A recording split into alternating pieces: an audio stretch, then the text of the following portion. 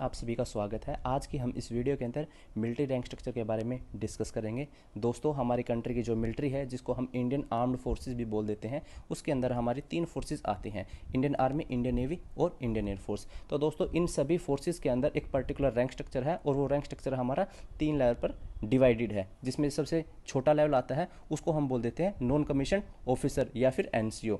जो उसके ऊपर वाला रैंक है उसको हम बोल देते हैं जूनियर कमीशन ऑफिसर यानी कि जेसीओ। और जो उसके ऊपर वाला लेवल है उन सभी रैंक्स को हम बोल देते हैं कमीशन ऑफिसर। इनको हम जनरली ऑफिसर रैंक भी बोल देते हैं। तो दोस्तों, जो हमारी ऑफिसर रैंक होती है वो हमारी 2 लेवल पर फर्दर डिवाइड होती है। उनमें से सबसे पहले आती है हमारी टाइम स्केल ऑफिसर्स, यानी कि आपको टाइम टू टाइम एक पर्टिकुलर ईयर की सर्विस करने के बाद आपको प्रमोट कर दिया जाएगा और आपको दूसरी रैंक दे दी जाएगी। उसके बाद आती है हमारी सिलेक्शन पोस्ट। लेफ्टिनेंट कर्नल के बाद दोस्तों, अगर कोई भी पोस्ट आपको चाहिए तो उसके लिए आपको एक स्पेशल बोर्ड के अंदर बैठना पड़ेगा। उसके अंदर आपकी क्वालिफिकेशन देखी जाएगी, कितने ईयर की आपने सर्विस की है, आपने सर्विस के अंदर किस टाइप के फर्दर प्लेटफॉर्म्स पे गए हो आप, और आपने क्या क्या अचीवमेंट की है, आपकी एसीआर देखी जाती है। उसके बाद आपको बताया जाता है कि पर्टिकुलर इतनी पोस्ट है, उनको किस तरीके से फिल किया जाएगा। तो ये सभी चीज़ें मैटर करके एक आपको सिलेक्शन बोर्ड के अंदर बैठाया जाएगा और उसके अंदर फर्दर एग्जामिनेशन किया जाएगा और फिर एक पर्टिकुलर नंबर ऑफ पीपल को, एक पर्टिकुलर नंबर ऑफ ऑफिसर्स को आगे प्रमोट कर दिया जाएगा। दोस्तों, अगर मैं आपको ब्रीफली एक एग्जांपल दूं तो जैसे कि आप लेफ्टिनेंट है, लेफ्टिनेंट के पद पर आप जब भी कमीशन होते हैं इंडियन आर्मी के अंदर, उसके बाद अगर आप 2 ईयर की सर्विस कर लेते हैं तो आपको कैप्टन बना दिया जाता है। अगर आप 4 ईयर की सर्विस कर लेते हैं कैप्टन बनने के बाद, यानी कि टोटल आपको 6 ईयर की सर्विस करनी पड़ेगी, उसके बाद आपको मेजर रैंक पे प्रमोट कर दिया जाता है। अगर आपने यहाँ से 13 ईयर की सर्विस कर चुके हैं आप, तो आपको लेफ्टिनेंट कर्नल के पद दिया जाएगा। बट अगर दोस्तों उसके ऊपर आपको जाना है, यानी कि कर्नल रैंक तक जाना है, तो आपके पास 2 ऑप्शन है। या तो आप 23 टू 25 ईयर की सर्विस करो, जिसके बाद आपको टाइम बाउंड बेस पे आपको कर्नल की पोस्ट दे दी जाएगी। बट अगर आप वो नहीं चाहते हैं तो आपको एक सिलेक्शन बोर्ड के अंदर बैठना पड़ेगा, जिसके अंदर आपकी सभी क्वालिफिकेशंस देखी जाएंगी और बाद में आपको बता दिया जाएगा कि आप एलिजिबल हैं या नहीं हैं। तो दोस्तों, उसी को हम बोल देते हैं सिलेक्शन पोस्ट। तो उसके बाद आपको सिलेक्शन पोस्ट के अंदर कौन कौन सी रैंक आती हैं, जैसे कि आपको लेफ्टिनेंट कर्नल के बाद आपको बना दिया जाएगा कर्नल। कर्नल के बाद दोबारा से फिर एक सिलेक्शन पोस्ट के लिए एक पर्टिकुलर बोर्ड बैठता है, तो वो आपको ब्रिगेडियर बनाएगा। फिर उसके बाद एक अलग से बोर्ड बैठता है जो कि आपको फिर मेजर जनरल बनाएगा, फिर लेफ्टिनेंट जनरल, और इसी तरीके से बाद में अलग से एक बोर्ड बैठता है जो कि जनरल के पद के लिए आपका चुनाव करेगा। दोस्तों, अगर हम इसको देखें तो ये एक स्टीप टाइप का स्लोप है, जिसके अंदर लेफ्टिनेंट कर्नल हमारी बेस पे है और उसके बाद से ही आपको सिलेक्शन पोस्ट के बोर्ड के अंदर बैठना पड़ेगा और नंबर ऑफ वैकेंसी आपकी कम होती जाएंगी और जो ऊपर जाके वो सिर्फ एक वैकेंसी बचेगी, जिसको हम चीफ भी बोल देते हैं। यानी कि जो लास्ट वैकेंसी होगी वो हमारे सर्विस चीफ की होगी, चाहे वो इंडियन आर्मी के अंदर हो, चाहे वो इंडियन नेवी के अंदर हो, चाहे वो इंडियन एयरफोर्स के अंदर हो।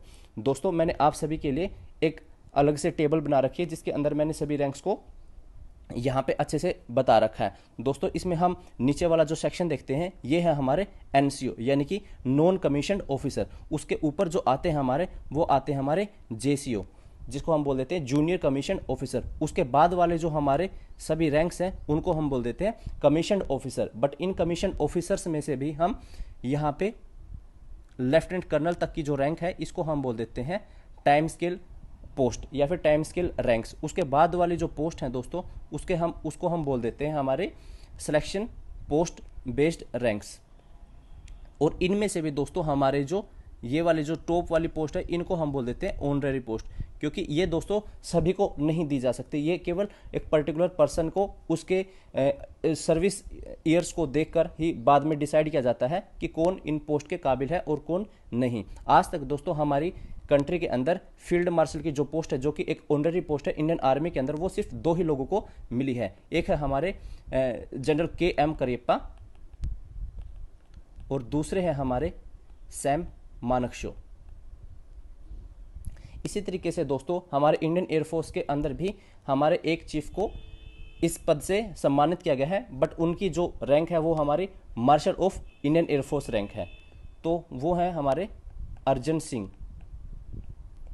और ये ऐसी रैंक इंडियन नेवी के अंदर आज तक किसी को भी नहीं दी गई है। तो दोस्तों अब हम जल्दी से अपने स्टार्ट कर लेते हैं, एनसीओ के बारे में डिस्कस करते हैं। तो एनसीओ के बारे में, जब कोई भी सबसे जो छोटा रैंक है वो हमारे एनसीओ रैंक होते हैं, और उसमें से भी जो सबसे बेसिक रैंक है वो है हमारा सिपोई का रैंक। सिपोई के रैंक के इक्विवेलेंट होता है हमारा इंडियन एयरफोर्स के अंदर एयरक्राफ्ट्समैन और इंडियन नेवी के अंदर सीमैन।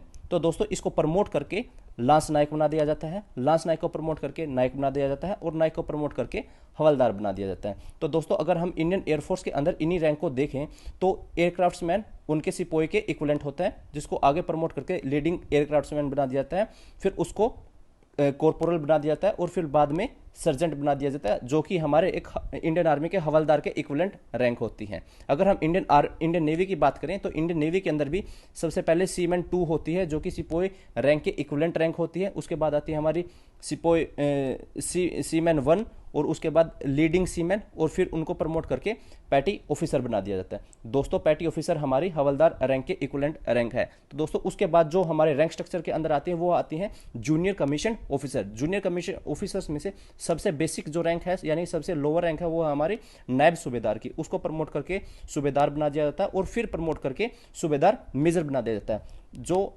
इंडियन एयरफोर्स के अंदर है वो नायब सूबेदार के इक्विवेलेंट जो होते हैं पोस्ट, वो होती है हमारी जूनियर वारंट ऑफिसर, जिसको प्रमोट करके बना दिया जाता है वारंट ऑफिसर, जिसको प्रमोट करके बना दिया जाता है मास्टर वारंट ऑफिसर।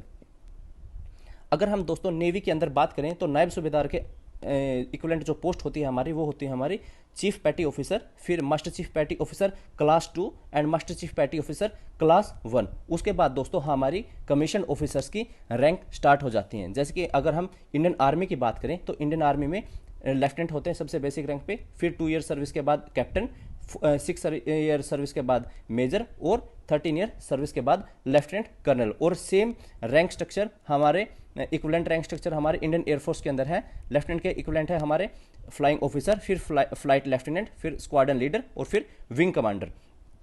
अगर हम नेवी की बात करें तो नेवी के अंदर भी दोस्तों हमारे सब लेफ्टिनेंट होते हैं नेवी के, वो इंडियन आर्मी के लेफ्टिनेंट के इक्विवेलेंट होते हैं। ये बात आप प्लीज़ ध्यान रखिएगा। उसको लेफ्टिनेंट सब लेफ्टिनेंट को प्रमोट करने के बाद लेफ्टिनेंट बना दिया जाता है, फिर लेफ्टिनेंट कमांडर, और फिर कमांडर। तो दोस्तों जो कमांडर की जो पोस्ट होती है वो लेफ्टिनेंट कर्नल के इक्विवेलेंट होती है, और विंग कमांडर के भी इक्विवेलेंट होती है। उसके बाद दोस्तों जो हमारी रैंक आती है वो आती है सिलेक्शन पोस्ट की रैंक, जिसमें से हमारी जो सबसे बेसिक रैंक है वो हमारी कर्नल की रैंक है। कर्नल की रैंक को हम प्रमोट करके ब्रिगेडियर, ब्रिगेडियर से मेजर जनरल, मेजर जनरल से लेफ्टिनेंट जनरल, और फिर जनरल। जनरल जो होते हैं वो हमारे चीफ होते हैं इंडियन आर्मी के। अगर हम इक्विवेलेंट लेके चले कर्नल के तो ग्रुप कैप्टन होते हैं इंडियन एयरफोर्स के अंदर, जिसको प्रमोट करके बना दिया जाता है इंडियन एयर कोमोडोर, फिर एयर वाइस मार्शल, फिर एयर मार्शल, और फिर air chief marshal. Air chief marshal हमारे इंडियन एयरफोर्स के चीफ होते हैं, जिसको चीफ ऑफ एयर स्टाफ भी बोला जाता है।